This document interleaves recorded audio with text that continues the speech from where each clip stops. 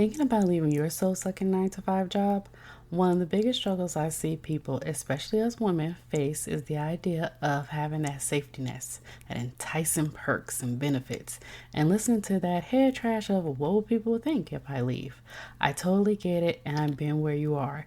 That's why I created a free guide to help you if you're thinking about putting in that notice. It's called Unlocking Your Exit Plan. Discover 5 things you need to do before leaving your 9 to 5. This guide is filled with worksheets and steps so you will have hand holding along the way. You can download your copy in the link in the show notes, and again, it's totally free. Now back to today's episode. Hey there, let's face it. Today's internet world is so saturated and everyone is fighting for that number one spot to be visible. It is no longer about running ads and having thousands of people on your email list. It is about building relationships and networking with others to grow your business and become visible. Hi, my name is Candace. I'm a podcast launch strategist and I help service-based business owners develop and deliver their message to the world by using platforms like podcasting and bringing valuable content to those who need to hear what they have to say. Welcome to the Hello C.S. Dorsey podcast. Welcome back to another episode of the Hello C.S. Dorsey podcast. I have Inell, and she is from Parents Advocating Love and Support Consultants, LLC. How are you doing today, Inell? I'm doing good. How are you? I'm fine. I'm so happy to have you on my podcast today. Thank you for having me. I am excited. Thank you. Awesome. So tell everyone who you are and what you do. Well, my name is Inell Billups. I am a business owner, CEO, founder of Parents Advocating Love and Support Consultants, LLC. And I also, it kind of spins off from the full-time job that I do now. I train educators with children who have children in their class, educators who have children in their classroom with special needs. So I train them and I help them and I give them these tools to help them. So my business kind of came because I met a lot of parents in that as well that did not have those same tools and they didn't know how to get those tools. So that is how my business kind of came about. And so that's what I do. I help parents who need routine or need help with children in their home, whether they have challenges, behaviors, special needs, whatever it may be, that's what I'm there to help them do. Awesome. So let's talk about the inspiration behind starting your business. What was that like for you? I'm really faith-based, and it was really a lot of God putting it in me saying, you need to do this, you need to do this. And I kept saying, no, because when you start a business, you're putting yourself out there. Yes. My inspiration really behind the business is my children, my family. We have a blended family. And so when my stepson came to live with us, he came with a lot of background, a lot of things that he came with as far as what he needed. And he also has special needs. So that's where it came from, because I was that parent that did not have those resources or have anyone to advocate for me to help him when I went to my IEP meetings in the school. And I always felt like I was getting ganged up on and I didn't have that support. Yes, I had the support as a village with my husband and my family, but as far as education part, I didn't have that. I didn't know he needed a visual schedule to help him throughout the day. I didn't know certain things to help him succeed. And so that's where my inspiration came from. And once I finished school, went back to school, and I started implementing a lot of things here at home with my children, because I have 3 boys. And I had one child who had behavior issues when he was in kindergarten. So I had to deal with that on top of my child who had special needs. I didn't have any resources. I was completely lost. So that's where my inspiration came from, my children. And so I want to be able to help and support, like it says in the name, parents who are going through these same struggles. That's really good.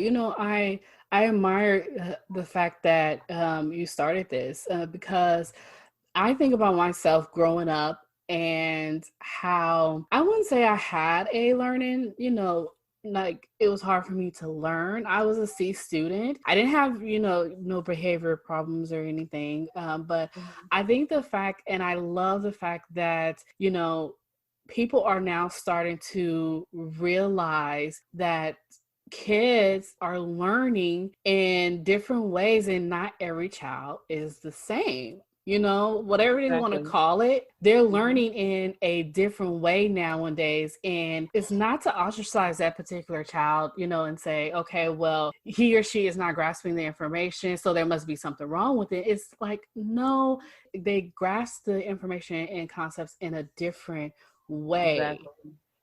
So I kind of wish we had that back in the day, back in Mm-hmm. the 90s, 80s Yes, and 90s when I was growing up. because I could definitely use that too. Yes. Yeah. And so, and my mom, she will always give me books because she loved reading. She will Hmm. always give me books. And you know what I did on the books? I scribbled on them. Yeah. Yeah. I drew my own pictures and my own little stick figures on the book and Hmm. everything because that wasn't my thing. Now, my cousin, when she would come over, she would take my books and read those. But Hmm. I wasn't into that. And it wasn't until I got older and started actually going to college that I actually was really into reading. And my mom was like, well, Hmm. it's too late now. But I got a really, really good grades in college versus high school and elementary. So it's completely different. It's a different time and it's a different way. You can now learn. I'm rambling on. Squirrel moment. No, See you're that? not. No. No, I'm like, this is what I'm talking about. This is what I went to school for. This is what I want to do because that's just how it is. We do learn differently. Even as adults, we learn differently. And Right. so we can't expect our kids to learn the same way. Like you said, like my mom was that way too. She's like, here, read this book. But I was like, I don't want to read the book. I want to draw in it. I want to rip the pages. I don't want to read this. And Yes. now that I'm older, yes, I want to read because I'm older. But at that time, that's just not the way I learned. I don't, Yeah. I didn't receive it that way. Yeah. That's true. That is so true. I'm like, yeah, I want to rip the book. I want to rip the pages too. I was into that too. So. Yeah. So can you remember a time in your business or starting out where you had like a hello moment? I think my hello moment was when I felt like I couldn't do it anymore. I felt like, God, what am I doing? I can't do this. This is not working. No one wants to take my services. Who's going to take my service? That was my very discouraging part of me.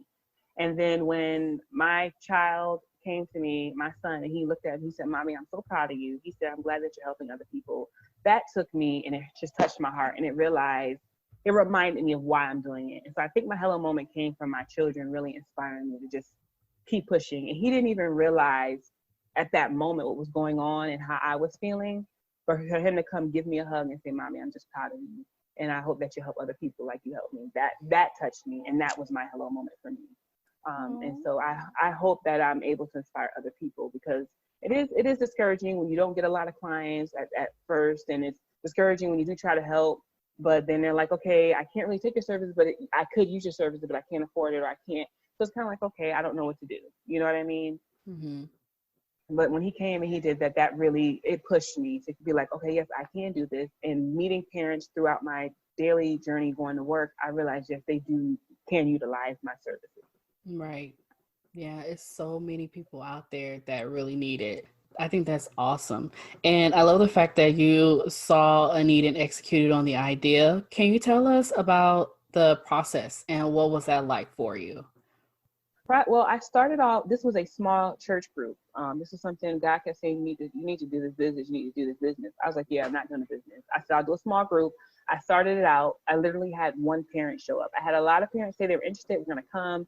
One parent came to all of my meetings. And God was like, that's all you need is one. You just need one. And so I was able to help her. And then this past year, with everything going on with COVID, it was just like, oh my gosh, God was like, you need to capitalize right now because this is the time where parents are virtual learning right now, and they definitely need that support, especially those parents who have children with special needs and cannot go into the school. What are they going to do? And so that's just kind of how it got started, and then it ended up being a business because I realized right now more than anything, we definitely need that help in the class, at home because they're not able to go into the classroom a lot of the schools. Yeah, it's so funny. My mom said, I am so happy I do not have any kids around this time. Yeah, because it's rough. She said, I am so happy. And I don't have any kids myself. My cousins, they all have kids, but I can imagine what it's like now trying to, be the primary breadwinner of the family. You're a Mm-hmm. single parent and you have to go to work. And what if your job don't can't accommodate Exactly. you and different things like that. So I really feel for those parents out there, that is struggling with that, and trying to homeschool and everything. So I am a complete advocate of remote work and starting your own business online and remote everything because of things like this. You just Yes. never know what's going to happen from day to day, hour to hour now, it seems. Exactly. Exactly. So, any last minute advice that you could give to our listeners out there, or better yet, any advice you could give to the parents out there? So my advice to parents is even and parents when I say parents, it's anybody who's a caregiver of a child that's in their care. So that's a grandmother, aunt, uncle, sister, cousin, whoever. If you have that child and you're taking care of that child, you are their parent, you're their caregiver. And so my advice is to not give up. It looks hard, it seems hard, but don't give up. You don't realize the seeds you're sowing into your child's life and what they're going to really get from that. So don't give up.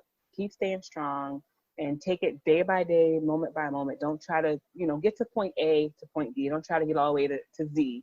Start at point A and make it to point B. Just take it one step at a time. I love it.